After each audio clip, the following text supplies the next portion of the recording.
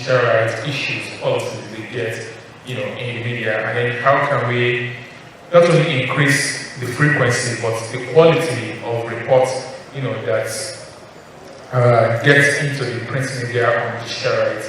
So that's the whole idea, to learn from you and for you to also learn from us. By you, I mean the journalists, to learn from digital rights advocates, and for the advocates to learn from the journalists about how we can also help you do a better job of reporting digital rights. So that we are going to be talking about what are exactly the digital rights that are relevant to our context in Nigeria, what are the issues there, and then what are the violations that are going on, what are the laws that are being made, whether positive laws on digital rights or negative laws on this. So that's the whole idea of having us together within these 2 hours and having a discussion and a capacity building workshop for journalists on reporting digital rights. We're also going to have a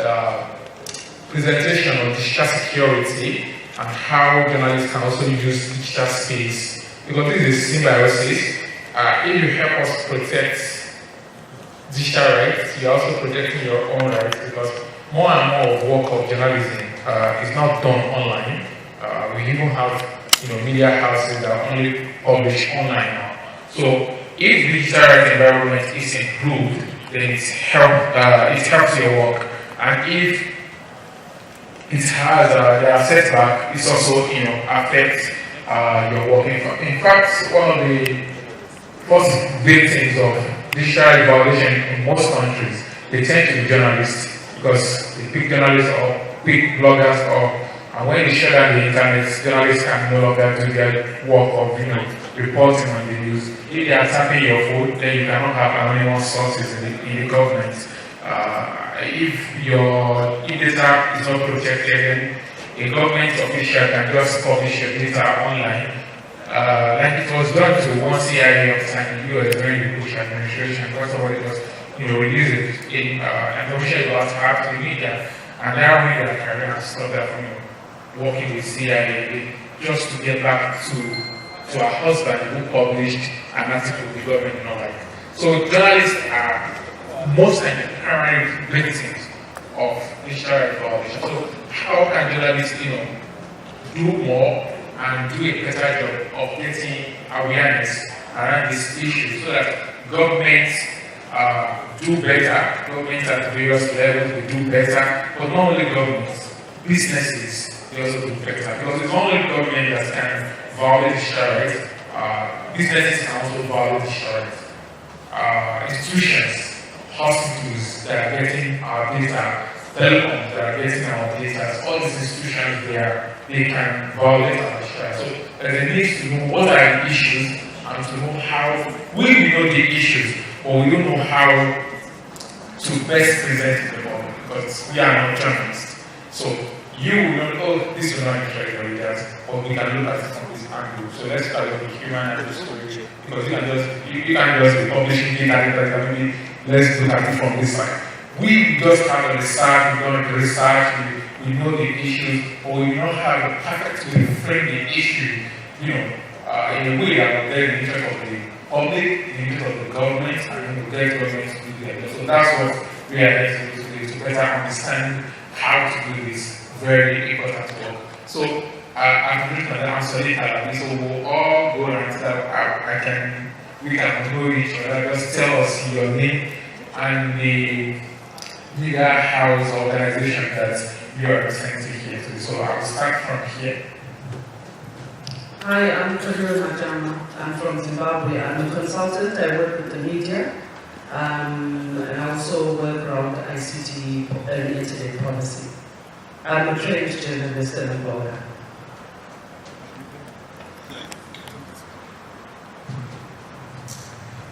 My name is Farasha Yogunolagi. I work for Radio Nigeria, ICT. Manager for Facebook focusing on West Africa. My name is James Okanachi. I work with J&J Signatures and we run the news network HQ and news communications. My name is Emmanuel Chiu. I work for the Department of Concepts and ICT firm. Thank you. I'm the PR person for News Express online media. My name is Rebecca, web journalist, Google Policy Fellowship and Parallel Initiative.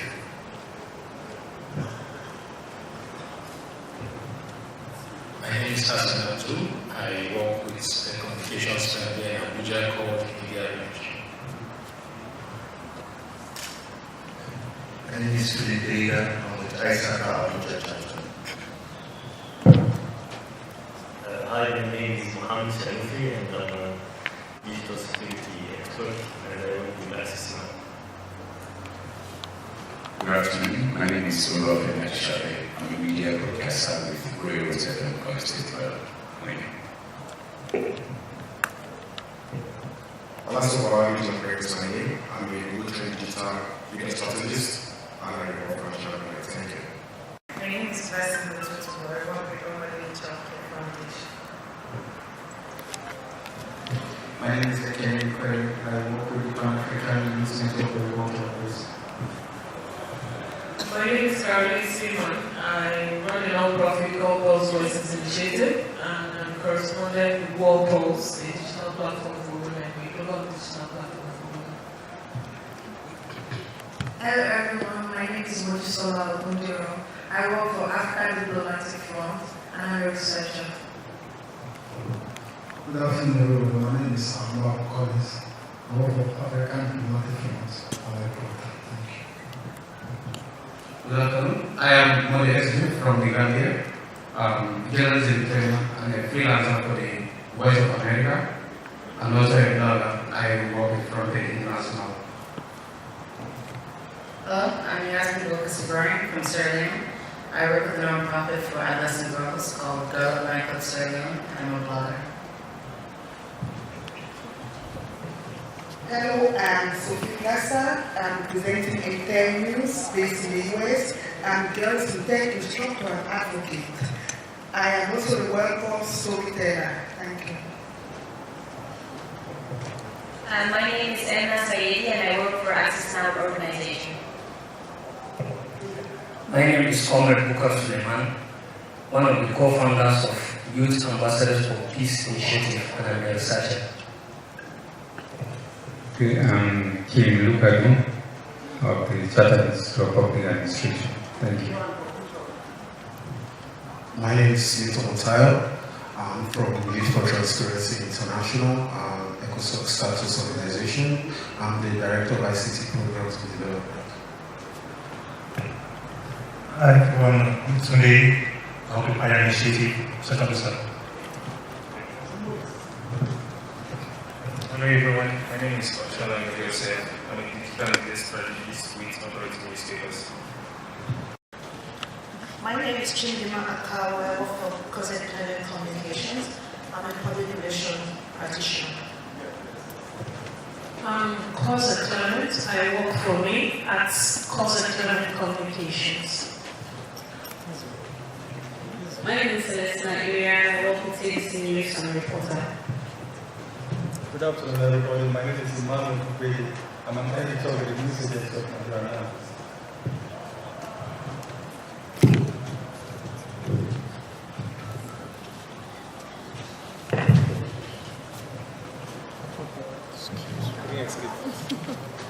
Good afternoon, I'm Feruwa. I work with New York Times as a reporter.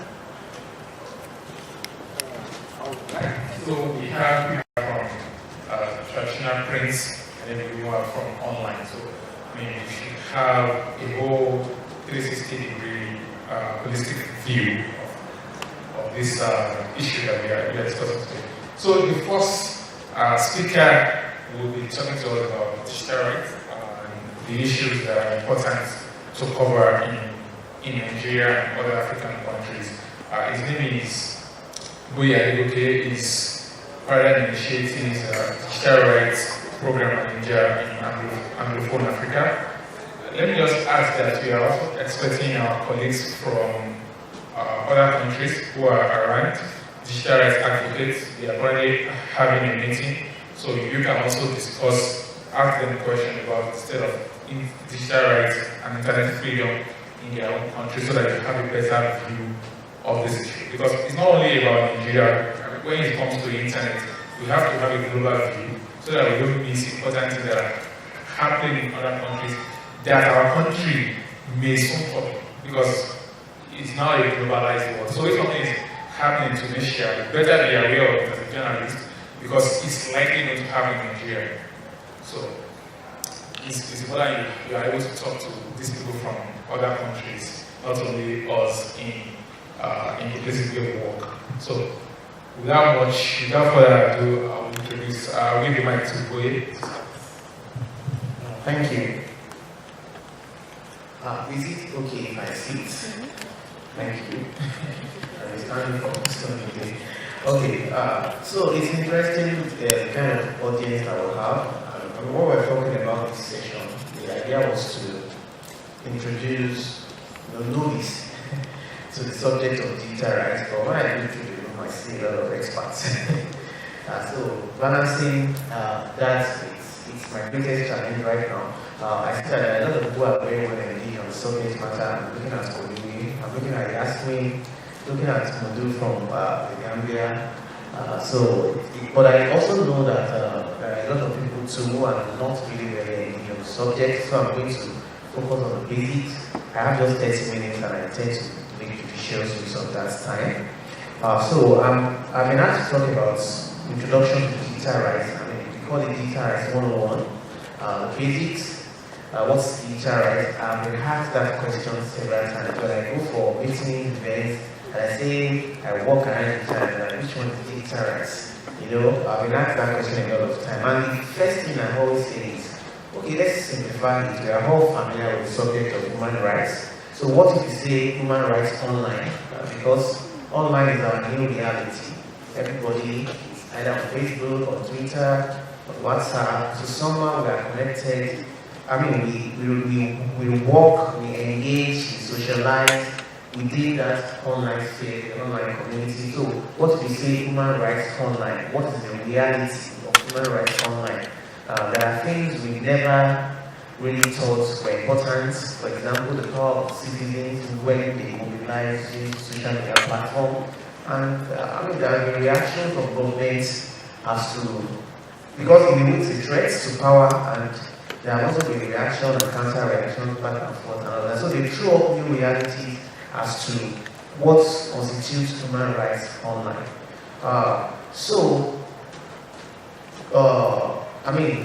Just some bullet points. The internet has introduced new spaces. I'm sure you know what that means. What we thought was possible even as recently as 15 years ago has been made possible because of the internet.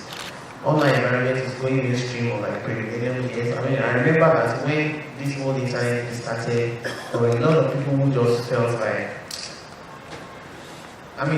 some people were so confident, some people were doing mainstream, traditional media that took for granted the impact that the internet was going to have even on journalism, on media work and all of that. But what we have seen is that there is almost no line of departure from no matter what platform you want to mention any local platform, and you saw that they have online presence. Is it the Guardian you want to talk about? Is it the Tribune? Anyone, they also have a presence online. So it's going mainstream. So there's almost no demarcation again between offline and online. Various interest group knows impact of digital and emergence of cultural control online. For those who were at the earlier session, there was a lot of conversation about how the difference between how security agencies sees some of these issues and how civil society sees it or how government sees it. So it has become clear to everybody that digital platforms are very powerful. So there is a question or a debate about how it is controlled. Some people will say how it is governed and all of that. But we have to understand that we are coming from a culture whereby the government, I want to stand up. I guess the thing is getting into me. So, I mean, we are used to the culture of where the government will go to the office of the newspaper outfit and arrest the editors and pack like 5 journalists and throw them into jail because they have written something. That is no longer easy. When something is put up online, the first question is, who do you even want to arrest? Especially when it has been shared like 5,000 times. So you are wondering who exactly should you arrest. So there is a lot of concern from the political class as to how do we control this platform? How do we control it? Then, well, we can see how democratic participation also has been helped by an online space. I think it was in 2012, talking about Nigeria, and talking about the US, even the emergence of Barack Obama, initially his second term. There was a time they called the former Nigerian president the Facebook president, because he used Facebook a lot to sell himself to Nigerians, and that also helped his emergence. And even in 2015, the influence was also helped a lot by a lot of social media narratives that were promoted to sell him, to work on his image and all of that. So, but beyond helping candidates win election, I think one way that I think the online has also helped democratic participation is that it has also given the citizen a voice. People who previously had no opportunity to ask questions of government. I mean, the man that came this morning, the DG, I think for the first session, the former DG, I remember that was the time I had a heated argument with him on Twitter. I was talking about, if I had gone to his office, they wouldn't even let me see him. There will be a lot of protocol, there will be a lot of bureaucracy, and I don't even have the opportunity to engage him, but we engaged for almost 1 hour, exchanging arguments and all of that. At the end of the day, there was no winner, because we just have to change the argument. I mean, that's the kind of possibility that the online space has provided. You can engage anybody. The president can tweet something, you can tell him his line, you can tell him he has said so thing as well. That kind of robustness that the online has made possible. Rights exist, there is no doubt. Chapter 4 of the Nigerian Constitution, for example, I don't know what it is for other countries, but we know almost all constitutions of the modern world, of modern democracy, have provisions about human rights, about freedom of speech, about rights to privacy, freedom to information, and all of that. But the truth of the matter is that they have, those rights are ignored a lot of time, so sometimes they are not. Okay, so sometimes they are not enforced. Now I have to sit. Not because I want to, but because I have to. Okay, so what I've done is to, because of the limited time allocated to me, is to restrict this conversation to just 2 issues, which I think everybody can easily relate to, in terms of privacy rights and freedom of expression, opinion, and association online.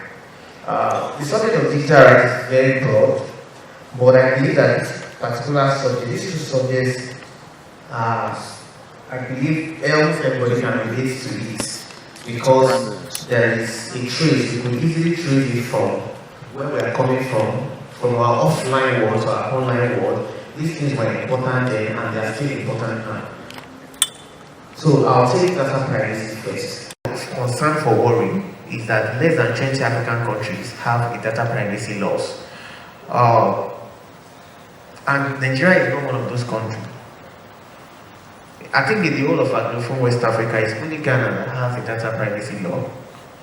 And that, I think that should be a shame if you consider the fact that we have been collecting a lot of data in Nigeria and in a lot of other African countries through biometric registration for your SIM cards, through BVN registration for your bank accounts, through biometric registration because of passports. For your international passports, you have to do biometric registration. In fact, more like adding insults to injury, even private, I've seen, there's a private building in Lagos that you cannot access until they take your biometric and your facial, information. And that's to tell you how much we are giving to collecting volumes of information without data privacy laws. I think we all should be worried about that.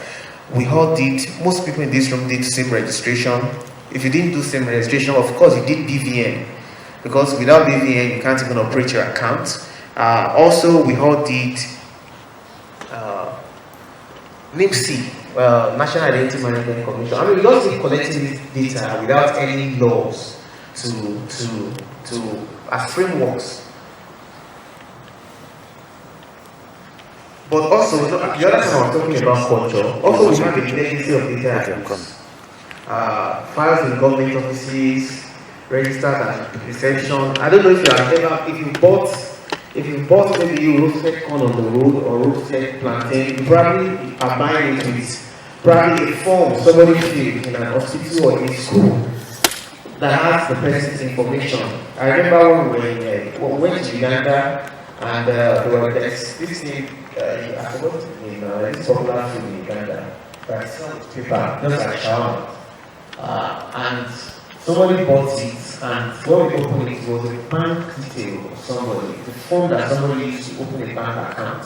So that just to tell you that the issue of that data abuse is that it's not like a legacy around here. We just don't respect data. We treat documents that contain vital information very carelessly and put it out there. Somebody will go to the bank, open an account with a form, and the bank will dispose that form very carelessly. So that happens a lot. In response to security challenges, mass biometric data capture requires attention. Managing data with no consequences to data privacy violation, impunity. So when you don't have framework, that means there can be consequences. What framework would have done is that it would have said that this is how you go about this, A, B, and C, and if you don't do it this way, this is the punishment. I think one of the criticisms that I personally have again, because Nigeria now has a data protection bill, which is not law yet, which is at the third stage at the National Assembly, which is passed into law before the expiration of this government, at least enlist Nigeria as one of those countries, one of the countries that have a data protection law in Nigeria. But one problem I have with that bill is that as much as it says do it this way, don't do it, don't do that, it did not specify punishments. So which means if you do it in the wrong way, you cannot be punished. But the good thing is that Digital Rights and Freedom Day, which is playing a complementary role to data protection in a way, specifies punishments. It says exactly whether you can go to jail for violating or abusing people's private data. It says precisely whether you can be fined, and so that's the kind of a make-up for that efficiency in data protection. Okay, this is a picture we can all relate to. This is a government office, and these are the files they are done with, that they are about to go and dispose. This happens in courts, in federal government buildings, and all of that. These are vital information being handled recklessly. Surveillance and interception. So now, let's quickly talk about surveillance and interception and how it relates to the subject of data privacy. I'm sure everybody agrees with what is up there. Before terrorism, the states lost their level of control and something. Big Brother likes to watch, and Big Brother is always watching. The man from government in the morning said, if government wants to get you, it can always get you. Well, it was in government, so it's probably talking from experience. The point is that government likes to be in control, likes to know what is happening. They want to know that they're in control. And I think one of the greatest headache for government right now is that the internet is making it difficult to control what you say or what you can do, because there's so many people talking at the same time. So how many people do you want to arrest? But the idea is that we cannot agree that surveillance is an unavoidable evil, because there is no way you want to fight crime in the 21st century without having to engage some form of surveillance, either to anticipate crime and solve it, or even for the purpose of investigation. But what we are saying is that it must conform with the concept of necessary and proportionate consideration. So, in other words, if it is not necessary, if it is not ultimately what is needed to achieve the objective, then it should not be the option. I already talked about these two pieces of legislation as the proposed notice compensation and conditions. And I want to encourage everyone in the room, especially journalists, that they should try and get this piece of legislation. They are close to becoming law. And it's important that we engage it. The Digital Rights and Freedom Bill has been passed already by both houses of the Nigerian National Assembly. The Data Protection Bill has been passed by the House of Reps and is at the committee stage in the House and the Senate. So I want to encourage you all to engage it. Interception of the lawful with clear judicial oversight guidelines to avoid abuse. I want to challenge the journalists in the room today. We know for a fact that interception happens in Nigeria without judicial oversight. We know for a fact that at a certain level, a police officer cannot walk to a telecom company to request for call data of citizens. We also know for a fact that some governments in Nigeria have technology by which they can monitor and intercept communication of citizens, of friends, foes, political opponents. And I think that's dangerous for democracy. So I go to the next subject around expression, opinion, and association online. Yes, everyone has the right to freely express themselves. I think it was the former president of Uganda that said that, yes, you have a right to free speech, but I don't know whether, I can't guarantee what happens after speech. But of course, your right to speak is guaranteed. Bloggers and journalists have become targets of cybercrime through laws across Africa. Nigerian cybercrime law, I was talking about it earlier. Anytime you hear about that law, it's probably because a journalist or a blogger has been arrested. That is a law that was supposed to primarily address the subject of cybercrime, but it's only one section of the law that's most popular, and that is the section that gives the window of opportunity to stifle free speech. Also, I think that a recent law in Tanzania, I'm trying to remember which of the countries now, where you have to pay $900 to be a blogger. Tanzania rights. Okay.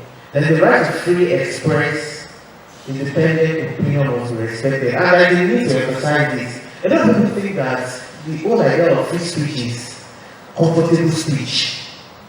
Speech that we cannot laugh about. But free speech covers something that I will hear and I will be angry.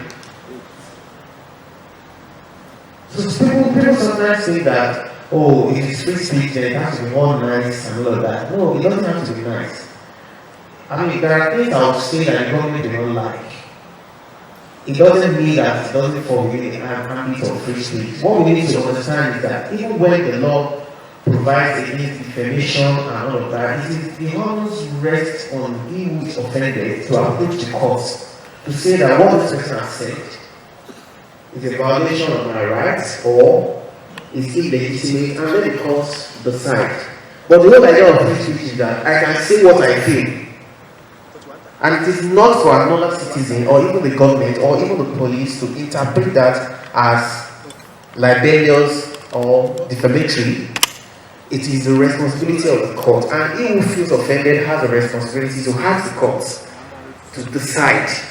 And one of the things we have worked around is to ensure that people don't just get picked up. You know, sometimes we all get emotional and say that, oh, you too. Sometimes when somebody gets picked up and we start advocacy against it, people will be like, hey, did you hear what the person said? It is not just about what the person said. What the person said, the court might decide to say something that you don't like.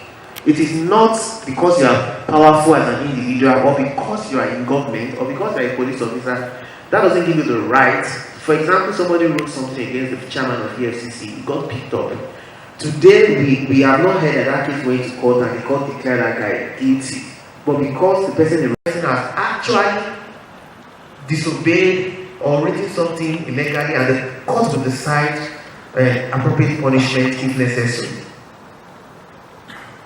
In terms of shutdown, we have to realize that governments are using shutdown to attack this fundamental right. Sometimes there were evidence to suggest that there were intentional shutdown. I mean, the excuse that was given was that so that there won't be false and there won't be wrong results being circulated online, but it's not justified. Because more damage can even be done by not allowing information to flow online than by allowing it to flow online. Because the kind of damage that can be done is something that can even affect the outcome of the election. If the internet is shown, now what it means is that people can just change the results.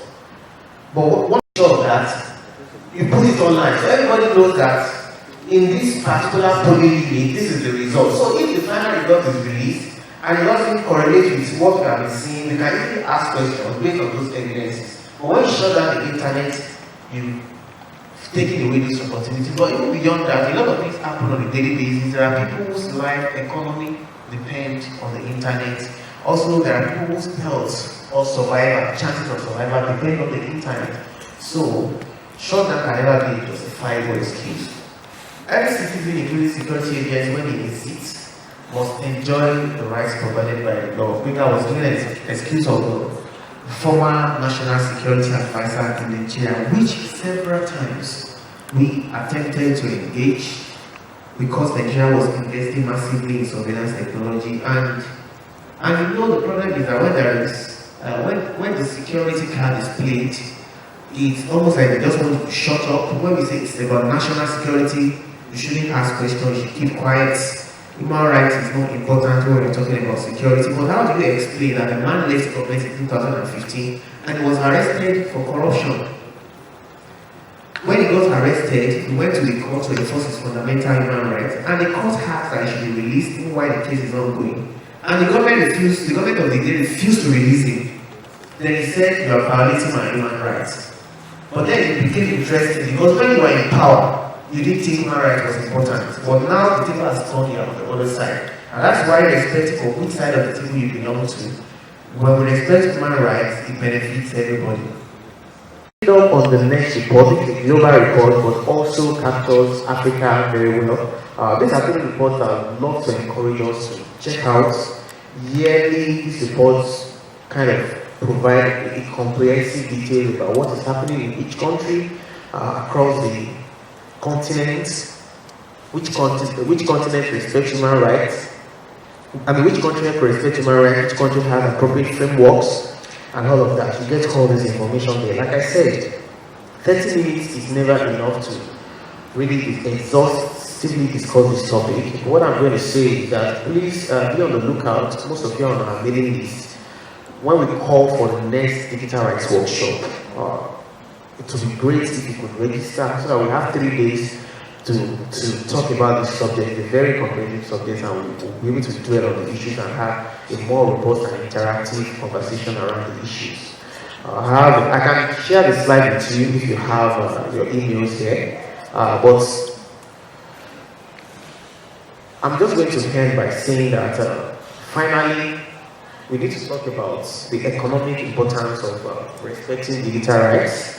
There is a report by CIPESA last year, I think it was the Internet Freedom Report. It gave the economic implication of internet shutdown in Africa from 2015 to last year. I encourage you to go and check those numbers. It brings home the importance of this issue where we can relate the issues to economic impacts even on health, the proper functioning of the health sector, and small businesses that need to thrive, that rely largely on the internet to thrive. At that point, I'm going to wrap it up, and hopefully we have another opportunity to engage. So I'm just going to take 2 questions before I hand over the mic.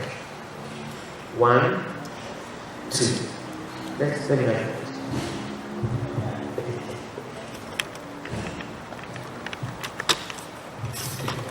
Good evening once again, my name is Ekene.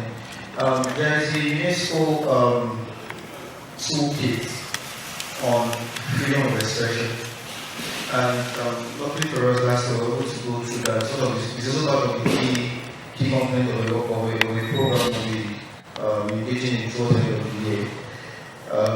And he went further to say that it's not just a question of expressing your opinion about something. We also need to understand that where your rights stops, another person's rights begin. So I won't want to go towards the side of security because I'm giving government liberatory excuses. But now, we're looking at citizens, as individuals. Most times, we won't use the rights that are enshrined in the freedom of expression toolkits as elaborated by UNESCO. You'll find out that we still go further, far above what is required to even infringe on other people's rights, really. So I wanted to also bring that to fore. So when we begin to talk about issues like this, as journalists and bloggers, we also understand that in as much as we want to do this, we need to be careful so that we don't overstep the bounds that are available for us, and we don't go trampling on other person's rights or privacy or something. Thank you very much. Okay, let's take a second question. I mean, that was not a question, it was not an intervention, right? Doesn't need me to respond. Thank you very much. I'm Mike from Mike. I love the question. I will commend you for a good presentation and illustration. It's highly impressive and educative and informative. So thank you very much, sir. Yeah, considering everyone has a right to free express, I want you to throw more light on this hate speech with the federal government is always kicking in things. So how can we draw the line respect to freedom of speech, but the federal government always emphasize on hate speech that can destroy the unity of this country? Thank you very much. Okay. For gender balance, let's take the question. Thank you. So I find that digital rights is very complex, especially for journalists who are interacting with the concept or, just breaking down the rights. What would you recommend in terms of where can they bounce things off? Because I feel reporting digital rights is reacting to violations as they occur. But maybe journalists don't understand that this is a digital right or this is a violation. So what are your recommendations in getting the media to acquaint themselves or even identify a violation as it occurs? Okay, even for our staff, even for us that works on digital rights, there are times when a violation will occur and then we want to jump on it, investigate and all of that. Then we start asking our question within the team that based on this fall within digital rights, or just a normal traditional kind of expression issue. I mean that and I think why that confusion sets in is because increasingly the line between traditional media and the new media is getting blurred by the day. So you are sitting down there and you are looking at an issue, you are asking yourself that is this issue a digital rights issue or just a normal free press issue, like normal traditional press issue. I think that was sometime last year, myself and my colleague today we did a policy brief on internet freedom is the new press freedom. So before we are talking about democracy, we talk about how important press freedom is for democracy. And I think increasingly, what press freedom used to be, internet freedom seems to be lacking in the new world that we live in. So this is like saying that it is it is becoming increasingly difficult to even to have that demarcation.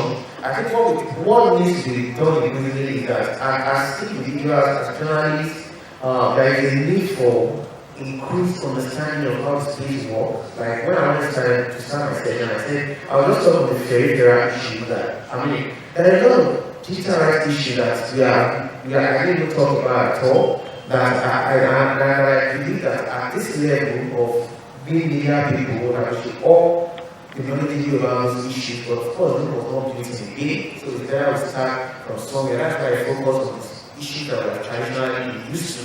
Issue about privacy and freedom of expression. So I think very likely that the issue gets increasingly blurred because of course, the blurry line between what used to be offline and what is now online. But I think increasingly as we increase our skills, there are times we have compiled reports at the office, and when we sit down with it, we start to see that no, this is fraud or that. This should not follow that freedom of expression and not freedom of expression online. So digital rights focuses more on online issues and not necessarily every issue that has to do with free speech or privacy and all of that. That's why when I was talking about privacy, I focused on the subject of interception, surveillance, monitoring, and hacking. Those are things that happen with technology. Then the question you asked about free speech, you agree with me that free speech, about free speech, the first problem about free speech is definition.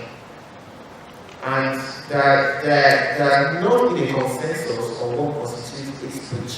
I think one of the challenges we had when digital rights and freedom the drafting process was that, we drafted a bill that focused largely on rights. We just want this bill to assert the right of the citizen to express themselves online and all of that.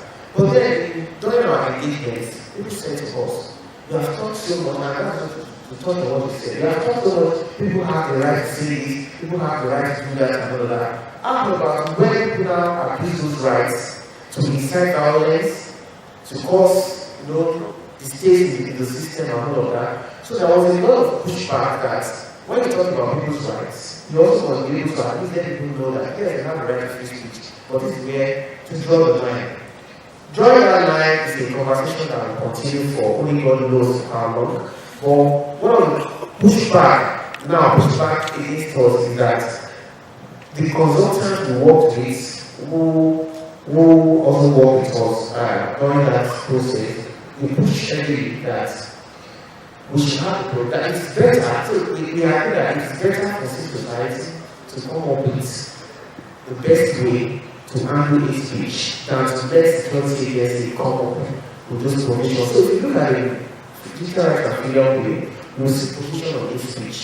But what those provisions did was that it provided judicial oversight, which is very important. In other words, you will see, that's what I want you to read that way. It says clearly that government must not use the excuse of hate speech to stifle free speech. And if there is going to be a case of hate speech, it must be the courts that will say this is hate speech. It is not that someone will sit in his office and say, I will call the IG of police. Somebody says something, it's hate speech, arrest him. The court is on the court. Like I said, the definition is still a contentious issue, but I think the digital rights and freedom did a good job by coming from perspective of human rights to say that government should not use hate speech as an excuse, even while they say that hate speech is not allowed, it's prohibited, but government must not use that excuse to plan down citizens. Thank you for listening.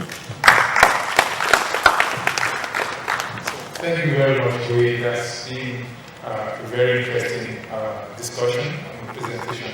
So we'll have more time after this, the next presentation, to ask more questions from digital rights advocates from across Africa. There will be a short panel where you can engage these advocates. But before then, we are also going to talk about how journalists can use the digital space to further their career, to improve their work, to get their work to a bigger audience, and to give it a greater impact in the society. So the person that will be helping us to do this is Hassan Abdul. He was the online editor of Daily Trust, and he now manages a media strategy company here in Abuja. Thank you. Thank you very, very much. I would like to start by saying I'm also a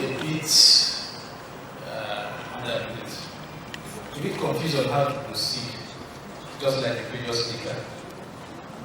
When I was given this brief, I was told it's supposed to be for journalists, and it's supposed to help them understand how to use the digital space better. So I assumed I was coming to an audience of largely traditional media people. And I think in this room, almost everybody, during the introduction, almost everybody seems to be somebody who's familiar with media. So, but be that as it may, we're going to take a look at a few things which I think will interest everybody equally. Like you mentioned, my name is Hassan Abdul. I pioneered most of what Daily Trust has today online as their online platforms. I basically ran that for about 6 years, from 2007 all the way to 2013 when I got tired of the journalism profession and I exited.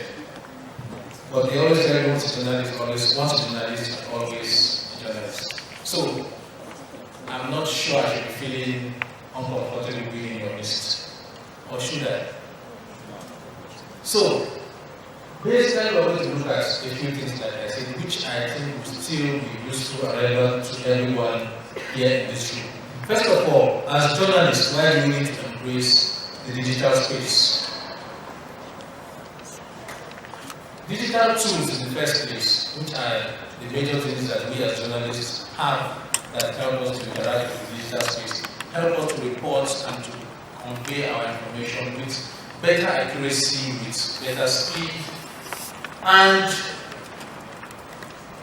there's this saying that the internet combines the permanence of print and the immediacy of broadcast. So it brings together two things which before used to be mutually exclusive. And it brings them together, puts them together through a technology that has far to reach further than the previous two platforms. However, let me ask a quick question. Maybe I just take 3 answers so that we'll move fast. Let me ask, how many of us use the internet? Of course, most of us do. I mean, for news reporting, or we operate within newsrooms, or we are journalists of the kind. How many of us here? Almost all of us. Okay, so let me ask, what do you use the internet for?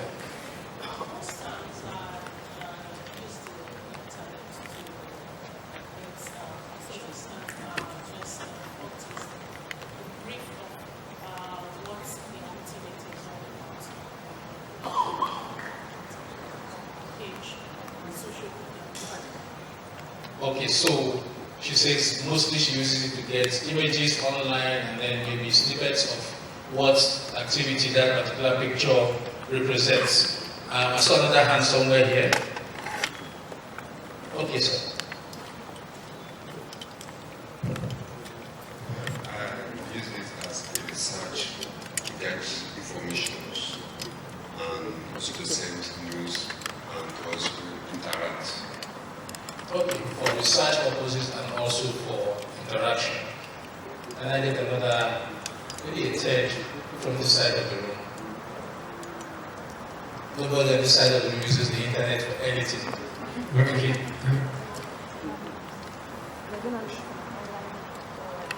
Okay. Use it to send out stories. So when you say send out stories, what does that mean? Use it to publish. Okay, social media or on your website.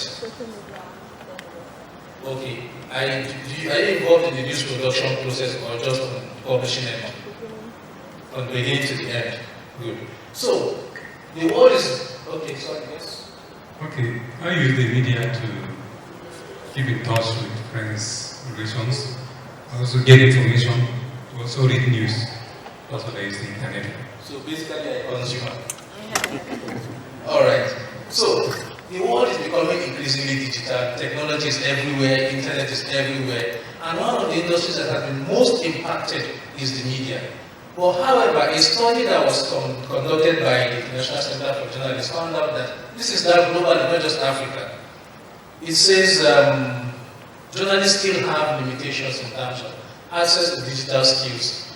They surveyed a range of 23 skills that are needed for journalists, and they found out that 72% use it mainly for posting and commenting on social media, 61% use it for taking digital photos, 58% use it for engaging audiences, and then 56% use it for distributing content. Okay. Now, why is this disturbing? The technologies that are available to us can enable us to do so much more than commenting on social media or taking digital photos or distributing content across multiple platforms. The news has been produced, so you share it on Facebook, share it on Twitter, share it on Instagram. we actually have tools that can take you through the entire news production process, from news gathering to verification, to production, to distribution, to interaction. Okay, and it is how we utilize all of these, bringing them together, that makes our job more, or makes it different from what journalism used to be 5-10 years ago. Now, part of the challenge is, again, cultural. There's this, over the years, we've always thought of journalism as a pen to paper a job. You either write or you type, but in terms of bringing technology into the mix, we have been a bit slow. It has been like that. So how do we, as journalists, move forward? There's a term that I love so much, which I think journalists have to start seeing themselves as. Don't see yourself as a print journalist or as an online journalist. Rather, what I think will take you to the next level is to see yourself as a hybrid. The reason is simple. A lot of people who practice journalism online think they are practicing a different kind of journalism. Okay? It happens a lot. They think what they are doing is different from what the print or the traditional journalists do. And traditional journalists think that what they are doing is different from what online journalists do. So you have two different people within a profession, one aided by technology, the other one's just probably and using it as when it becomes impossible to not use it. I remember, this is not going too far back, 2006, 2007. To be able to file a story and send it by email meant you were like the most technologically advanced in the newsroom. Stories were written by hand. This is talking of 10 years ago, 10, 11 years ago. You write the story by hand, you have computer operators who type it out, they print it out, you check if they got everything correct, you send it back to them, they edit. And it became impossible to continue. That is the simple reason why some people migrated and started using their own laptops. It doesn't that at that particular point in time, using systems to send stories was not common, or to type was not common, but journalists were not quick to take up the technology as part of their jobs. Okay? So, let's quickly move on. Now, probably part of the problem we even have today is there are too many tools. Probably that's part of the problem. So people don't even know which one to stick to, which one to use, which one does what.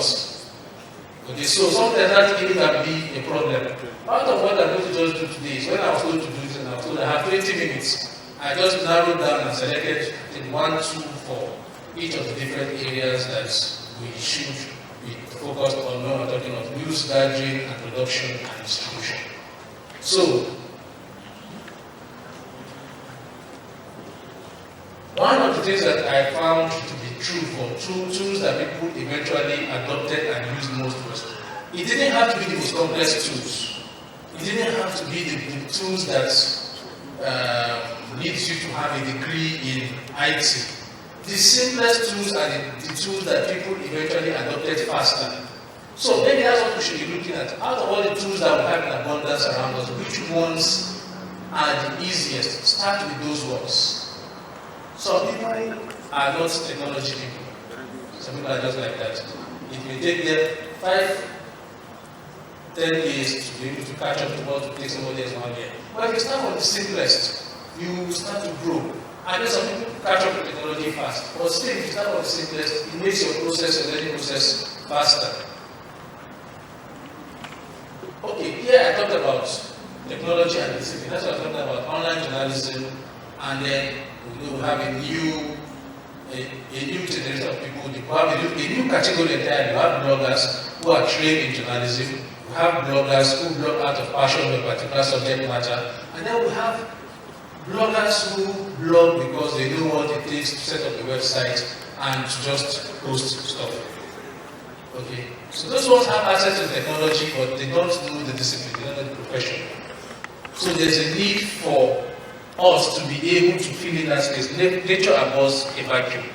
And part of the reason why we have a lot of these people, and they are the ones mostly to blame when we talk about things like fake news, or when we talk about sensationalism, people who have not gotten the right training. But the truth of the matter is that they filled that space because trained journalists did not occupy that space, but the space was there. Okay, so we move on. This is the traditional system of journalism. You have news gathering, news production, and then news distribution. Typically, a journalist goes out, gets a story, files it in, there is a production team, you have the sub-editors, they do all the fact-checking, check for grammar, the production guys do the layouts, and then it's distributed, published or aired. Today, things have changed. We have a system that is more unified, so to speak. So basically, the entire process of news gathering and news production and news distribution can actually be aided by technology and becomes one process. So you can actually start the process of generating news online and finish it online. And I gave an example there. I want to post something on my blog, and I start by asking a question on Twitter. What do you think about the IFF event that held? And then 4 or 5 people who have been following the hashtag make their comments. Okay? And then I go ahead and I use their comments to write my post, publish my post, share my post. Okay? Ordinarily, I will have had to take my microphone and my camera and go to the streets and ask somebody, and he gives me his input. I ask the second person, they give me their input, and then I take it back to the newsroom, and then it is produced, and then it's taken to the studio before it is aired. But now you can start the process and end the process online. So we have to start looking at our jobs that way. We are now in an era where our jobs can be begun and finished all on one platform. That is who we are. That is where technology has taken our profession to. But that is where many of us are still lagging behind. All right. So, what are the things we can use digital tools for, the internet for? We can use it for news gathering, we can use it for verification, we can use it for getting social, we can use it for team collaboration. Most newsrooms function similarly. There are always different teams working on different things. But at the end of the day, we have to come together as a finished product, as a package. So you can have an editor, you can have a reporter, you can have all of that. But there are tools that can help you collaborate easier, all of them digital. Okay. Earlier when I was listening to the presentation about Dubawa, I thought I should have been informed about this before I did this presentation. So I will have just scraped out the second point there, because I had to get a few other tools that you can use for verification and use them as examples. So I'm still going to run through them. You can still use them, but please, for the purpose of all of us who are here, Dubawa is a platform of choice. Okay?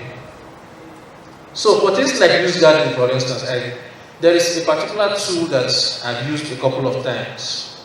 It's called multi-search. Now, multi-search is a plugin that you install on your Chrome browser. What does multi-search do in terms of helping you get news online? Say you are here in Abuja and then somebody tells you, oh, you're in your office, I heard the shares are protesting somewhere. Now, you could decide to go to Facebook and search, go to Google and search, go to Twitter and search, and then maybe go to Instagram and search. Or you could start to use multi-search, and you type the keyword into one box, and then it gives you all the different social media platforms with the different mentions of this particular incident all at once. So what it does is that it reduces the speed, it reduces the time it will have taken you to collect the information that you need about whatever it is that is happening around you. So that's basically what that helps you do, and that's part of news gathering. You don't have to start calling up people or going through the different sites to get your information. Just from one search on your browser, you are able to get all the different information pulled together for you. So, like I said, and then, how many of us use Twitter? Twitter is one platform that many people don't like. It's boring. Internet Freedom Forum, it's in its 6th year now. It's a forum that brings together digital rights advocates and I'm no longer going to use that word because there's a lot of explanation that has gone on about that today. So people who are passionate about online rights and the right group of stakeholders around that. So it's not just like the advocates or the organizations that are working actively around public policy development for internet freedom. It's also important stakeholders like you, the media, the academia, policy makers and actors, because it's very important that we are also carrying them along in the conversations so that they are informed to be able to take the right course of action. Yeah, so that's basically it. Tech enthusiasts, private sector, we have business people, because it also connects with their values and their interests, who join us, who typically join us. So in the early days, it would be a meeting of like maybe 30, 40 people. That's in the very early days. And I'm really, one of the things that I've been saying constantly the last 2 days is how the Digital Rights and Freedom Bill was an outcome of the early days of Internet Freedom Forum. So the Internet Freedom Forum is a forum that is organized with actionable outcomes in mind. We are always thinking deeply about what is going to happen next, what is going to come out of this, what are those initiatives, what are those alliances, what are those collaborations that are going to come out of these conversations, that is going to create a charter. So it became a bill which we discussed extensively with a wide group of stakeholders, rewarded before we started advocacy around it with lawmakers, which, like Boye told you earlier, has now been passed by both the House of Representatives and the Senate, and it's just awaiting presidential assent. So that's one of the things that have come out of the Internet Freedom Forum, but a lot more in terms of initiatives and collaborations. We started to make it more as our organization gained more experience and more expertise in the field, and we started to have partners and collaborations across the continent. It, of course, became quickly apparent that this was not a Nigerian issue. This was an African issue. This is a global issue. So it became very important that we're not working again in a silo, and just we needed to have collaborations beyond Nigeria, at least region-wide. We were very focused on region-wide network and collaborations and conversations so that we can evolve solutions together, learn from our experiences together, and export best practice to other countries, and learn from one another what we're doing in our climates, and from our common issues. So it became Pan-African. About the third, fourth year, we started to have participation from Africa, but in very little quantities initially. And I would say that last year was when we had the first, so before last year, in 2016, we had up to 12 African countries represented in 2016, but last year we had up to 30 African countries in the room. This year we have registration from 40 African countries to be at IFF this year. And it was really profound because then, from last year, I can say that we really began to have the voices from what I would refer to as underreported regions. So we know of Cameroon because we are neighbors and the challenges, but you may not quickly hear about the Democratic Republic of Congo and the violations that are going on there, because in Central Africa, the advocates there or the journalists there need more experience and capacity to be able to organize, to push back on digital rights violation or even speak to the core issues. So such kind of collaborations have also been a highlight of the Internet Freedom Forum, and which we're taking forward this year with the many participations, that we're having from across Africa increasing. This conversation is going to take place over a period of 2 days, and some of the issues we have raised today and more will be discussed. You already have the schedule. I think everyone already has it. and it has a breakdown of all the sessions. Paradigm Initiative is not the only organization that is hosting sessions here.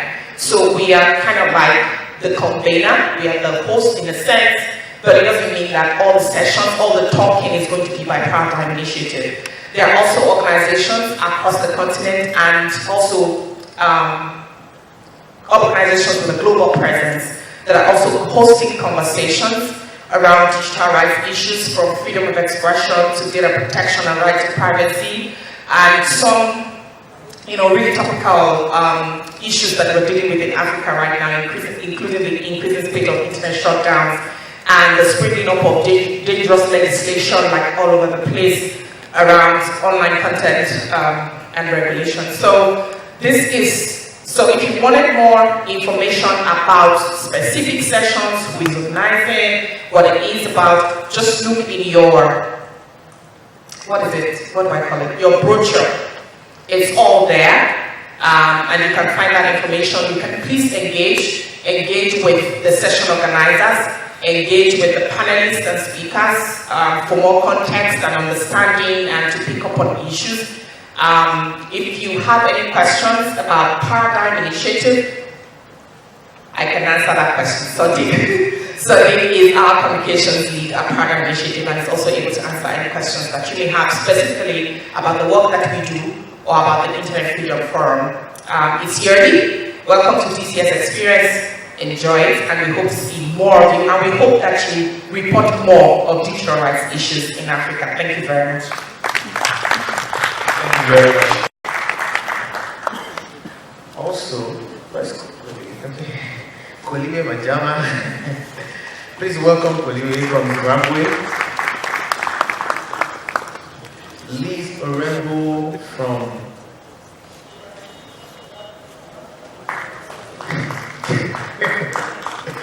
Liz, you're welcome. I was looking for you. And Dr. Wakabi from Uganda.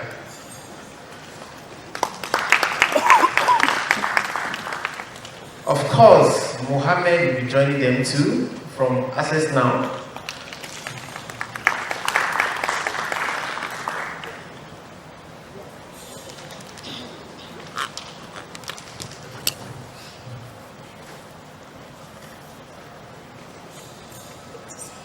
The panelists are interacting.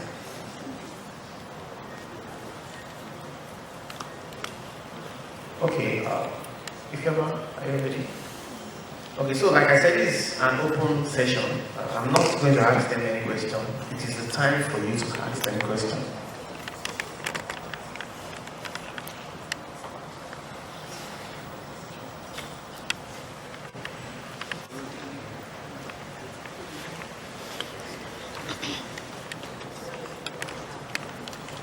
And also from Nigeria, we have Emmanuel Okuchi from CCO.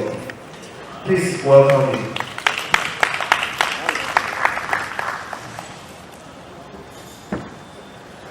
So the whole idea is for you to have any question about subjects that we're talking about today, or generally about digital rights.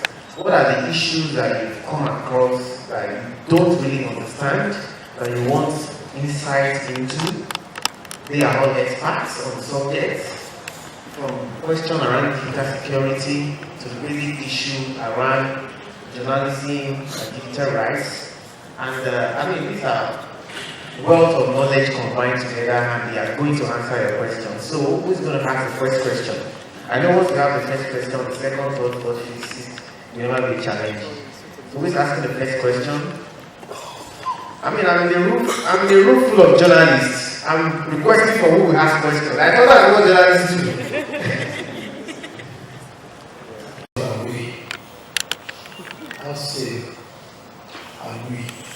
How safe are journalists in the digital space, especially for those that are yet to be baptized or immersed? We have left our digital footprint in the course of doing our work. And one day we woke up that we need to cover our back, but unfortunately, we have left the place. How safe are we? I'll let either Emmanuel or Mohammed answer the question. Okay, Mohammed, take it. It was a very dramatic way. So the short answer, I would say it depends, because it's true that journalists have to secure the same assets, their data, their resources, their network. All those are assets that need to be protected by journalists. So they need to protect themselves. So in consequence, they need to protect all of those assets. And it depends. Some journalists are more visible than others. Those who do missions in countries where there are more risks than other countries are more exposed and needs to be more protected. So that's the answer. The answer is it depends. And it depends on the context, and also it depends on the awareness and the risk appetite of journalists.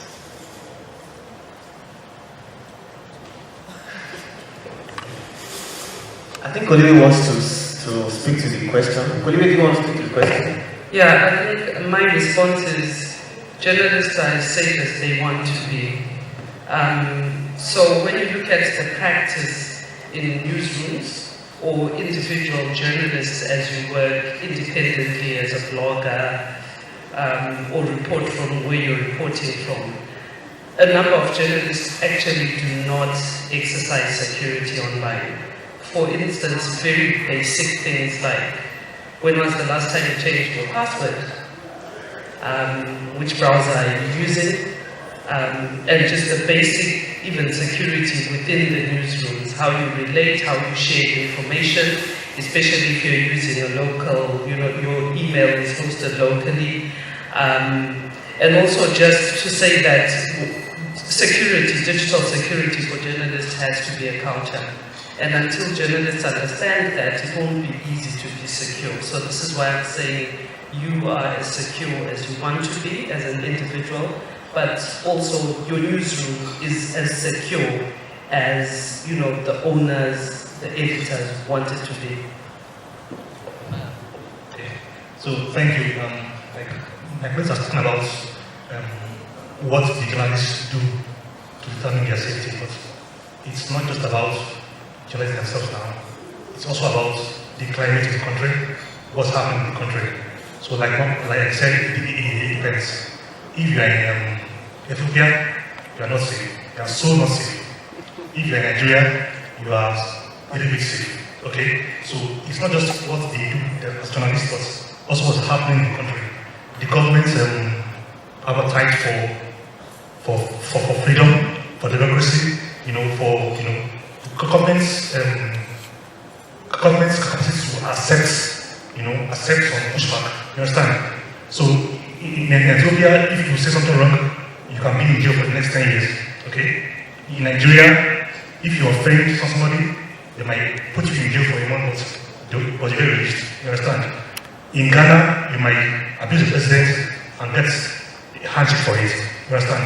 So it's also about the laws in place, what systems have done, to make the environment more tolerable for dissenting voices to express themselves. So it's both ways. It's not just what journalists do, as digital security tools, but also the laws in place, what has gone down as laws, policies, the work that has been done by society to make sure that a country and a space allows, critical voices. So I think it's both ways. Thank you. Please, before, I think it's important we take more questions so that, I'll come to him. I just want to take more questions so that when we take about 3-4 questions, then we can go around the panelists and have their view about the questions. But before I take the question, to the person who has the other question, please, I want to encourage you, make sure you visit the digital security desk at the set up tomorrow so that you can learn one-on-one about how, because we talked about digital footprint that is already left.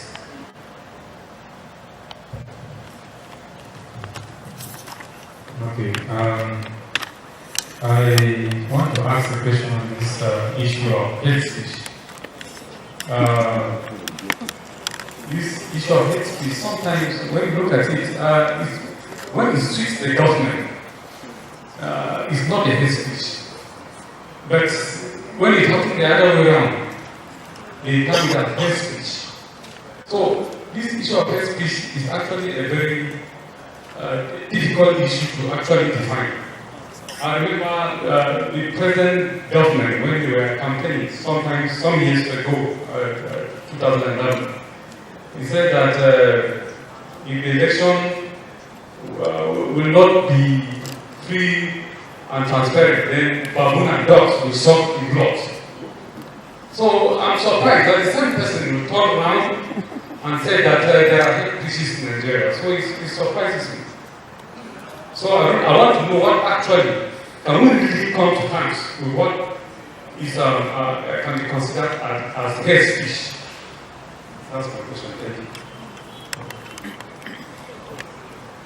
My question here is that what sort of concrete tools journalists can use to stay safe online? Thank you. Thank you very much. Yeah, my question is towards related to Nigeria forthcoming election. That's election 2019. What are the tips for we journalists so that we can,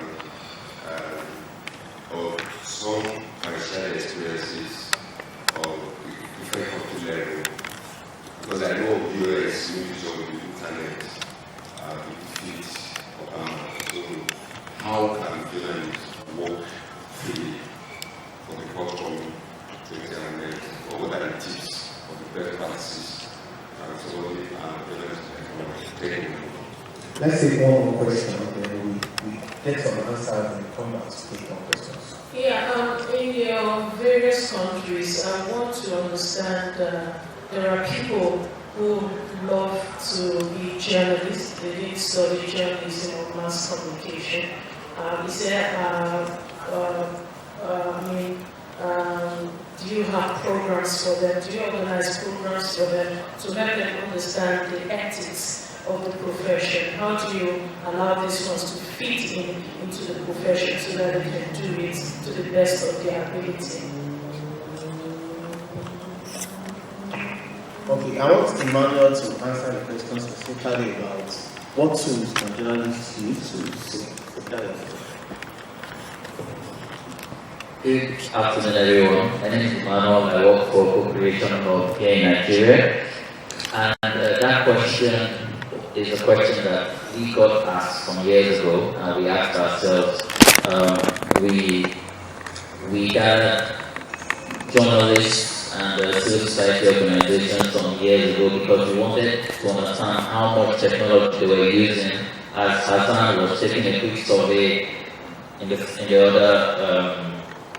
other section, and you see a lot of journalists have actually adopted technology, and we found out too. But we also found out that they didn't actually think about security. So they went on Facebook, they were using they were using Google more, they were using the internet more to actually do good work, but they kind of forgot, about how to stay safe online and what to do, and so there was kind of a knowledge gap. And so we took it on ourselves to actually build a digital security guide to help journalists to stay safe online. And so what we did was that we developed content, multimedia, actionable steps that you can use, tools also. And so all those tips and tools to stay safe online we put in that guide. And you can access the guide at www.safeonline.ng. So I'm not going to stay and read out the tool, but you can go to safeonline.ng and you will see a lot of tools that you can actually implement and use to stay safe online, specifically for journalists. Dr. Wakabi, will you take the question on hate speech? Thank you. I'll skip the question of hate speech, but I would like to connect it to responses to some of the other questions, such as are we safe and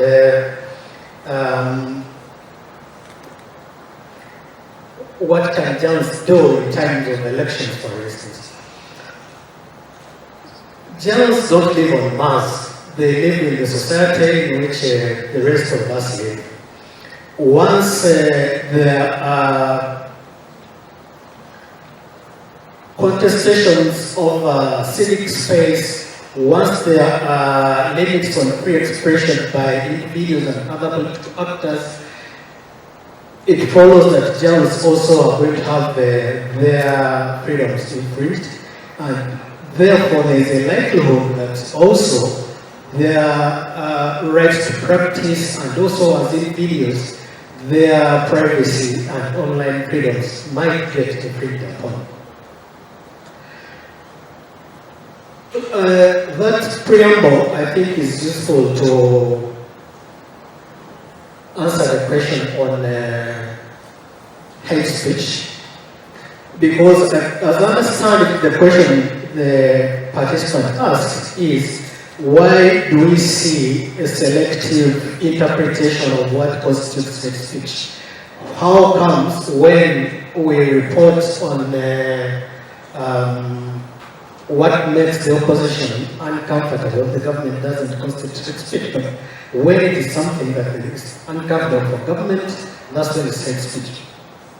I think hate speech is very well defined in very many public, well-known instruments, and hate speech must be fought. There are no doubts about that. We must all condemn and work against hate speech. Hate speech is very well defined as a kind of writing or words or imagery that is intended to put into bad light a particular group based on certain elements, such as their ethnic group or religion or sexual orientation. That is quite clear. And in countries where there are fairly clear legal provisions on hate speech, including in Kenya, where it was enacted following the post-election violence of 2007-8. How the law is actually interpreted and implemented is the bigger problem. And the criticism has been the same there, that how come when people who support the government do these particular actions, say those particular words, there is no action taken against them, but once it is individuals that are critical of government, such action is taken. So what should we as media and civil society individuals do? I think we should call out whoever it is that is in charge of interpreting and implementing these laws, and make sure that they implement them equitably to every individual. And in the processes where these laws are being made, we should make sure that the laws that are put in place are clear enough so that they are not misused by government officials that do not have a fairness in how they interpret these laws.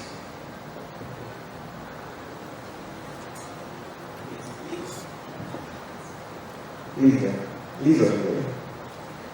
Okay, let me add on the hate speech and the tools that journalists can use to protect themselves. First on digital security, I usually start by telling journalists and bloggers that you need to evaluate yourself first, because I might tell you all the tools that exist in the world, but they will not be practical for you. You might be protecting a very small thing, but going through a very long hurdle, getting that tool and then operating it.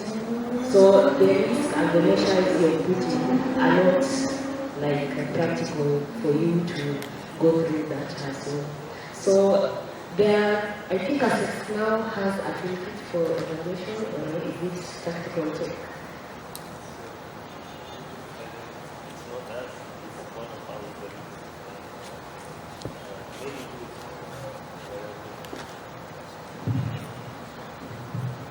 We don't have lots of people.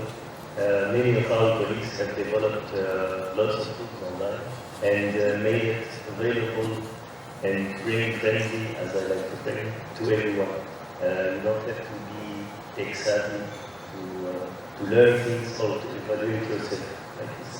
Yeah, those are just simple steps, you look at yourself, what you do, your background, what is it that you see valuable to yourself, and at what measure the value of what you want to protect, and then see what tool will be effective for you.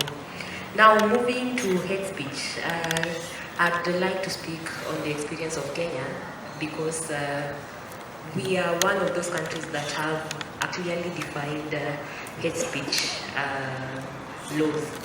So what happened after 2007-2008 elections, there was a commission, not really a commission, a task force formed to go around and study the dynamics around the violence and what spurred it and what recommendations can be made. That was, it's called the Kriegler Commission. And apart from coming up with a National Cohesion and Integration Commission, which brought in hate speech laws, they also came up with the recommendation to amend the election laws to also cover technology. So in the NCIC, now the National Cohesion and Integration Commission, just like the name, it was meant to bring the communities together and kind of solve the divides, the tension that came up. And one of the things is that when the law first came, it was just a blanket law, like no hate speech, and hate speech would lead to this period of imprisonment and this kind of fine. But with that, even with a few weeks of enactment, people were scared, like there's no definition around it and it would be abused to infringe on people's rights. So we went back to the election context and we were like, what brings about hate speech? So one, because our politics is so much on ethnicity, so we said hate speech has to include attack on a certain community, religion, things that identify you, and then it has to spur violence. So those two main things, if hate speech, in our context now, because hate speech was trying to solve elections, violence, then it had to cover attack on an identifier, and then it had to have some possibilities to spur violence. And I'm thinking this can also work in different platforms on social media, or even WhatsApp group. You can also have your own hate speech definitions. Yeah. Okay, I'm going to look at journalists, tips for journalists during elections. So Zimbabwe is also having an election this year. We got an announcement that we're having the elections on the 18th of July. So Zimbabwe is a very funny country. Things happen overnight and people decide, especially if the military is the one that's in control. So anyway, what I wanted to say is that I think safety and security of journalists should not be about an election period or any national period.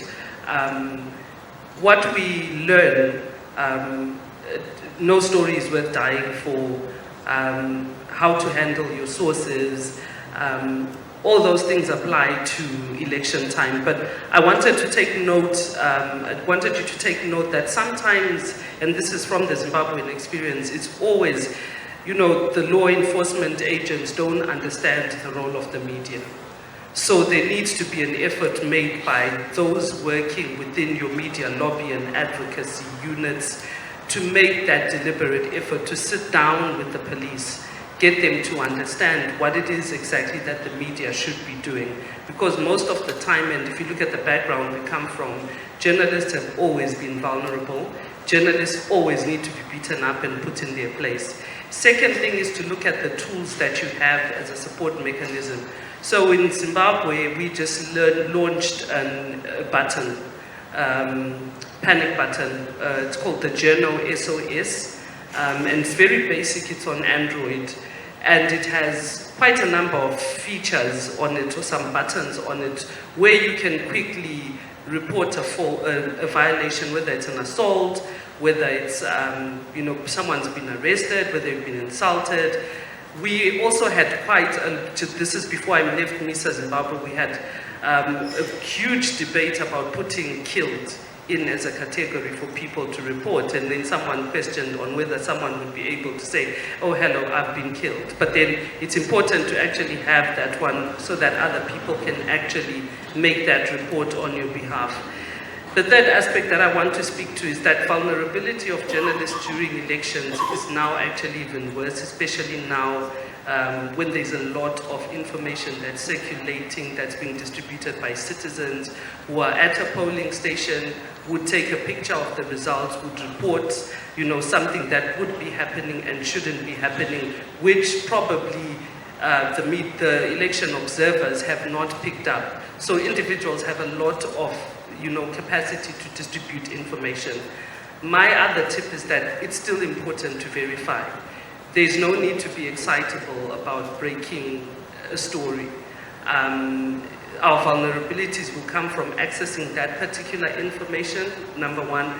Number two, from the political parties themselves. So in Zimbabwe right now, the strongest opposition party, the Movement for Democratic Change, has actually gone through yet another split. So this party has split like 4 or 5 times, and this is the party who Robert Mugabe stole an election from. So a journalist would report on that and then be barred from coming into a political rally. So just to also be aware that our vulnerabilities are no longer about government, but they are also about the citizens and what they see and share and what we are tempted to share before we verify. And that also we need to look out for the opposition parties and other contesting parties. We have 107 political parties this year for Zimbabwe's elections. So you can imagine how vulnerable journalists would be reporting on the particular campaigns as well.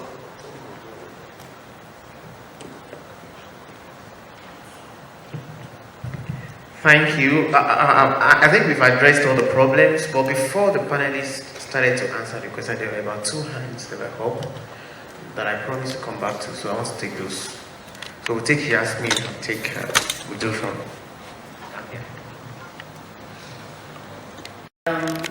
governments throughout Africa, they love to throw the word libel around. So I wanted to know, you all as journalists, you all as media professionals, have you ever been in a situation where you had to retract certain information from an article because your source claims that it's no longer good or it's no longer viable because it may be seen as defamatory to the government? Thank you. Okay, good evening once again. My question is how much of a challenge it is to activists to try to engage governments that are involved in internet shutdowns, because they are regular feature now that the internet is not the problem and it shouldn't be shut down.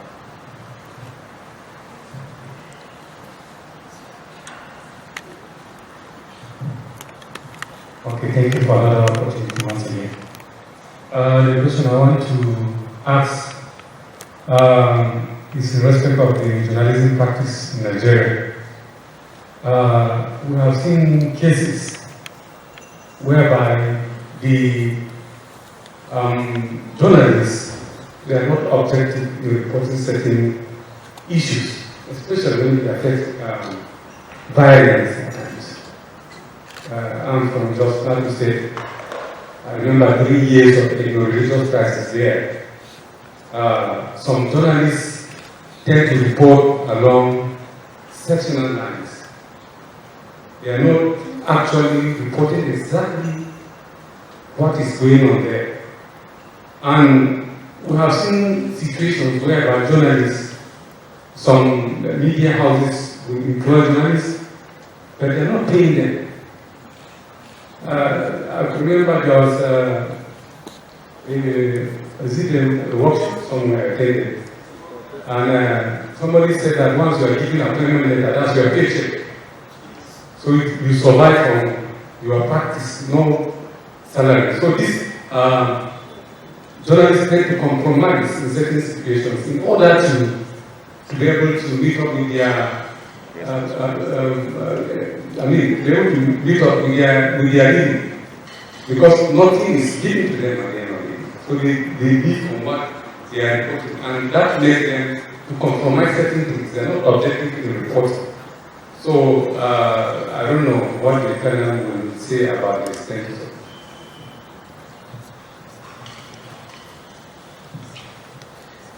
I have a question.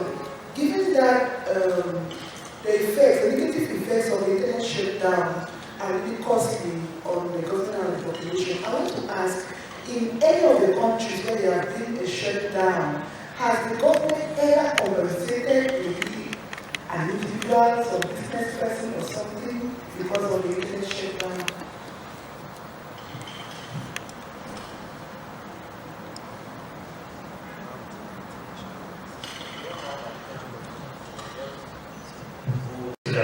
So usually one is terms of misunderstanding or fear. So there's this GNI, so Global Network Initiative. They have this one-page primer. Basically explains, why a shutdown is the wrong thing. So some leaders actually don't understand a lot of these issues as much as we do. So that's one-page primer I can give to you at this point. Basically explain, just for community busy officials, one week to explain why this action is wrong. Something don't do it out of fear. So they need someone to actually tell them that this is actually the wrong thing, right? That's one aspect of it. Then secondly, in our research initiative, we've seen that, and that's why we called the journalists here. Internet freedom doesn't exist in isolation. It affects journalists, it affects lawyers, it affects doctors, it affects everybody. So it's not like something in isolation. So we've noticed that the stronger the civil society space in the country, the stronger the civil society space is, the more there's the democracy, the less likely government will shut down internet. So the more repression in the country is actually a sign of maybe a rich civil society space. You see, in Nigeria, right, last year the government just blocked a few websites, and all hell broke loose because strong society response. And the government sees that, so there's a check already in place. But in countries where there's weak democracy, repressive government, when there's little society pushed back, government just feel free to do anything. You understand? So let's take Ghana for instance. Ghana tried, the government thought about shutting down rights during the elections, but they didn't do it, because democracy has taken some foothold in that nation. So if you look at the past trend, past 2 years, governments were to shut down internet. It's usually a sit-down dictator many years, so it's usually a trend. So that's why we are saying that internet freedom must be open into the broader narrative of press freedoms, democracy. The freer your country is for politics or other rights, the more likely that such things won't happen. So that's why we are breaking down this serious. Sometimes as digital rights, we just sit in our silos, but it's a broader discussion about democracy, about other things. But when the whole country is not sensitized for freedom, and they push back on these things, right? Government will think twice, before they want to do something like that. And if they do it, they will do a more restricted thing, some government just shut the internet, or some just maybe block apps, because over the years, there's been systematic pushback. So even if there's some difficulty, systems have made some progress. To the extent where government can just shut down the internet, they are now having some pushback. So at the very least, they just maybe touch on us. So the more we as a society actually fight for the free society in our countries, the more likely it is that we can spend this kind of shutdown. So it's about long work. Let us go with Gambia example, right? Advocacy works it might take time. Okay, Gambia, who have believed that Jami will leave? Who has believed? But that means the work we are doing actually works. Though it will take a long time. So when you're pushing, you the advocacy work, you push and you push and you push. Eventually, your step becomes free and better for everybody. Thank you. Okay, I see Yasmin just walked out, but I'm going to take the defamation one, and I know Wakami will probably assist with this one, but I think the contestation around defamation are whether it's criminal or civil. So in relation to the media, criminalizing defamation because you feel someone has defamed you or has reported on an untruth, what the remedy would usually be is for it to be dealt with as a civil matter. So in Zimbabwe, for instance, the criminal defamation was struck down, and the High Court ruled that it doesn't hold weight. So what is the solution? To actually have a self-regulatory body that deals with complaints or issues related to defamation. So yes, it would actually be necessary for a newspaper or a radio station to give the same prominence to a story that defamed an individual, so that that person feels that they've received some sort of recourse and that there is some remorse from the media house itself.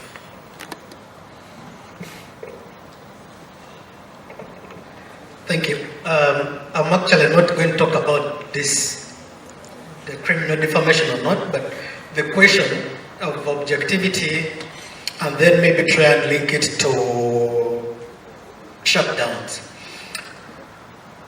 We are living in very worrying times in many of the countries in Africa.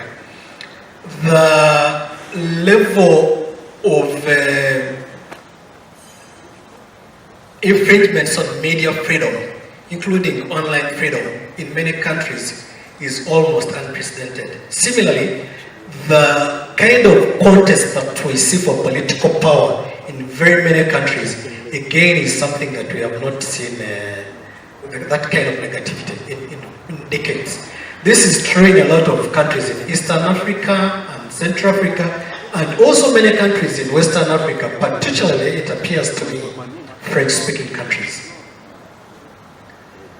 What does this all have to do with objectivity? I think in journalism, many times you have the saying that you should not give ammunition to your enemy, because if you do, they'll shoot you. So in these times where we have all these contestations on civic space, we have all these limits on media freedom, but we also have disinformation and fake news and a lot of user-generated content. I think the media cannot afford not be objective. Because once you do, you are giving an excuse to those who are always looking for one in order to silence you. So perhaps more than any time ever, media at this point need to practice the tenets of good journalism. Objectivity is one of them, as is balance and accuracy and fairness and all the rest. There is of course the pressure to be swayed by clickbait journalism. You want to break news, you want likes, you want to be the source of the original content that is going to be forwarded by everyone.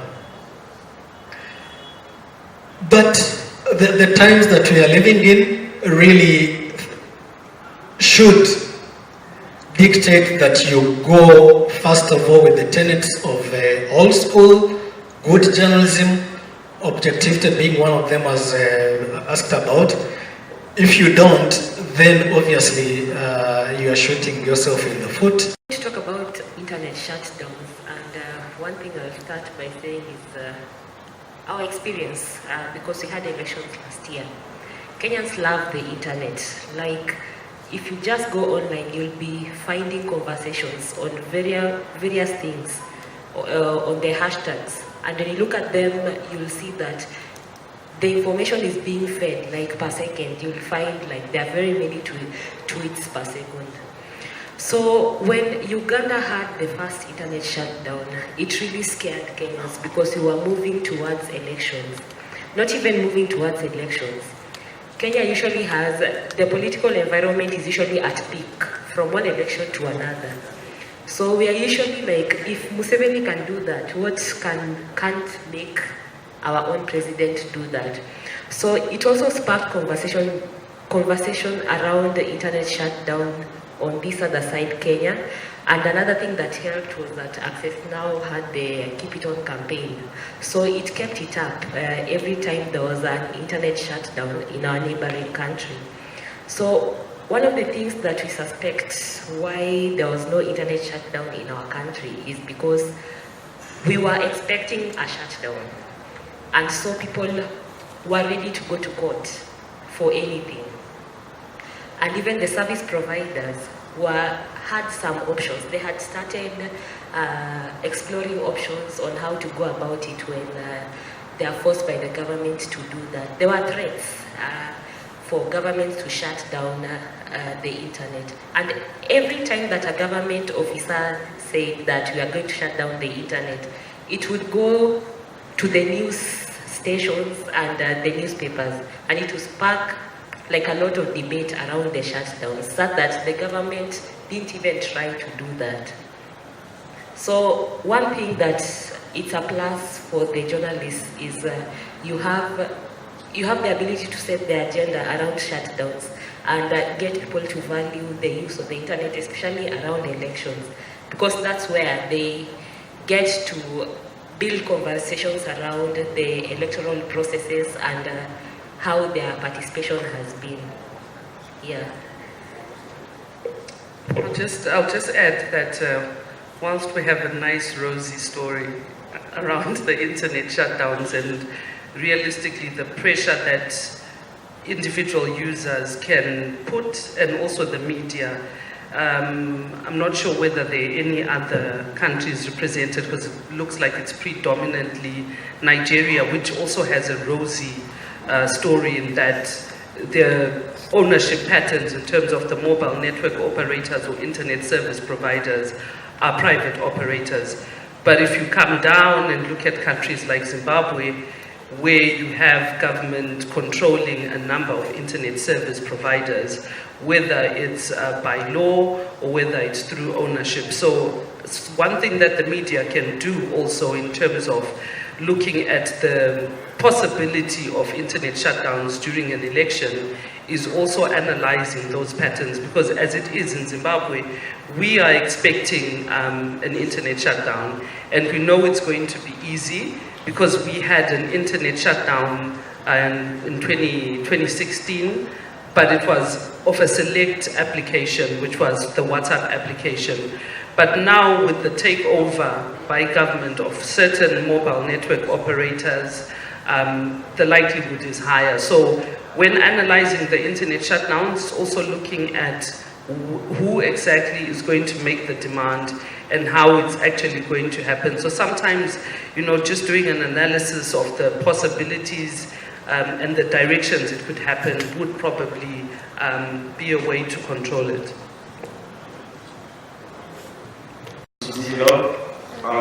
The need to web journalists, digital rights defenders, and web activists to stay secure online. This is the first question.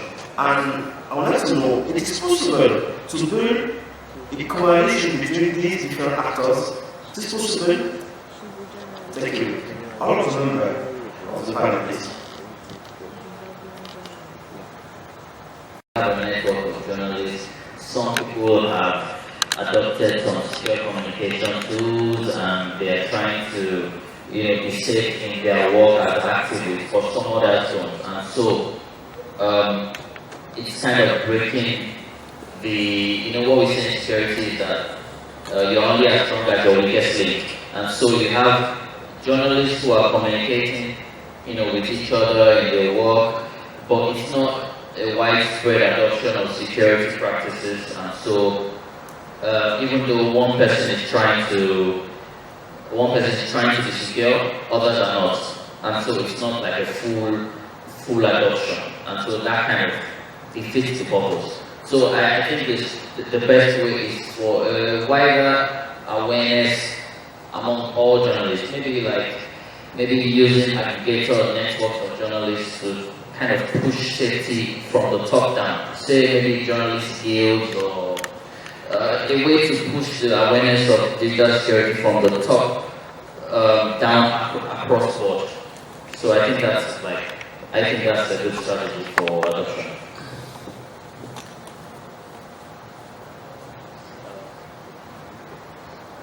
I would add few quick tips, like always prepare yourself for worst case scenario. And the fact that in your question, the fact that you mentioned the term strategy is already a great step forward.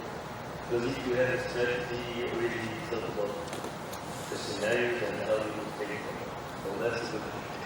And I would add also that organizations like Access Now, CCR here in Nigeria and all over the world bring digital security expertise and knowledge to journalists for free and for civil society in general. There are things that are not well known, like digital security audits for organizations and for media outlets as well. These things need to be known, and the appetite for those enhancements and hardening in terms of digital security will benefit the community and journalists in general. So I'll take the last one from Koduri. Okay, so the last question, if I'm correct, was whether it's a good idea to have a coalition for human rights defenders, web journalists, and ordinary journalists. So if you look at the way digital security trainings are structured, you will find that the same trainings that human rights defenders online get is the same training that journalists would get naturally, because I think the same challenges, same vulnerabilities apply across the board. I think that a coalition is already there, in that there are commonalities in the way that they should actually be protecting themselves online. The only difference, obviously, then for human rights defenders or activists online are issues around how they mobilize and get other people to be part of their cause, whilst for a journalist would be your sources. So I think that a coalition is a good idea in terms of their strategies and how they operate, as well as the shared experiences between the two. So it would be good for them to interact, to share experiences and sort of like look at the context which they are operating in. But if you look at the violations against journalists, bloggers, and human rights defenders / activists, I think they'll have a shared experience. Thank you, Kennedy. I just want to add that beyond digital security, coalitions is how things get done in digital rights generally. There's little you can do on your own, but coalitions amplify your impact, give you access to resources, give you access to knowledge that you can access within your own organization. So if you're part of a coalition, you have real knowledge, real resources that you can access, generally beyond digital security.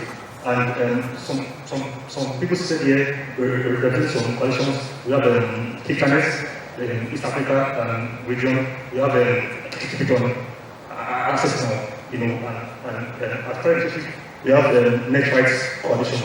So being a part of the coalition kind of helps you to do more So personally, if you like to join the Network Coalition, you can maybe see me after the panel. So yeah, thank you very much. Okay. So it's very easy to assume, okay, because we have things okay in Nigeria, then we can be relaxed. Security, no matter how safe your neighborhood is, you still lock your doors at night. The same way, your digital security, no matter how safe you think the society is and how much you have rights, you should also still take proactive steps to protect yourself. That's the first thing. The second thing too, and I think Mohammed mentioned, or one of the things mentioned about doing personal assessment as a journalist. There is also opportunities for your institution to also assess your wholesale security. And it's one of the services that we are also offering free of charge at the moment to media organizations. So if you want to have a full digital security assessment to understand where are the holes and the gaps in your newsroom, in your entire organization's practices, not just online, but also offline. A lot of you keep things inside flash drives or hard disk or your laptop, and your laptop gets stolen, and a huge chunk of information that can compromise not just you but your sources could be inside there. Those are part of the things that we also assess. So if you have interest in, or if your organization would be interested in availing those services, please reach out to Emmanuel, the last panelist on the panel, to put down your name and your contact so we can reach out to you later. Thank you very much. And for now, I need WhatsApp. I need to set sensitive information. We can download Signal for that as well. And I'm very sure Signal will be willing to teach us how to encrypt email in such a way that if I send an email to you, even Google will not have access to what I've sent. Thank you very much. Especially the journalists to engage them on digital rights issues, increase their understanding, help them to understand how internet freedom affects their work as journalists. That session was concluded with a panel that had digital rights and digital security experts that take questions from journalists that were in attendance, an opportunity for them to learn about digital security skills, how to manage their digital footprint online and all of that. And that was how it came to a wrap. We look forward to another wonderful session tomorrow where we have the formal opening of the IFF 2018 by 9 a.m. tomorrow morning. As the program manager of Brighton Initiative, what would you have to say about the event today? And looking at tomorrow, what's the takeoff from today? Yeah, so today, I mean, the objective today was to have focused meetings. So what the meeting said was to focus the presentation only meeting pockets of them to look at the subject we've highlighted, and I'm very fulfilled that we're able to properly deal with all those issues. And not just properly deal with them, also have a robust engagement, in which case we have the audience contributing very positively to the conversation and diverse views and all of that, which I think is good for what we seek to achieve through this engagement. Tomorrow, yeah, I expect it to be more, a lot of fire tomorrow, because we are going to have more people in the room today.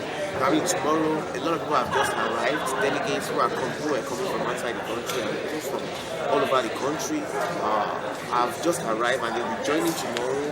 And we have the first plenary tomorrow, and it's going to be a wonderful time tomorrow. We are going to be having a session on the media, and how government tries to control media tomorrow is one session I look forward to. We're also going to be having a session on positive rights legislation tomorrow. We're going to be having an opening panel, which we kind of set the tone for the conversation. I mean, this and among many other things, we'll be having a conversation around big data, on cyber security, on internet shutdown. I mean, you can just name several topics around it. Tomorrow is going to be packed full of activities because this conversation will be happening simultaneously in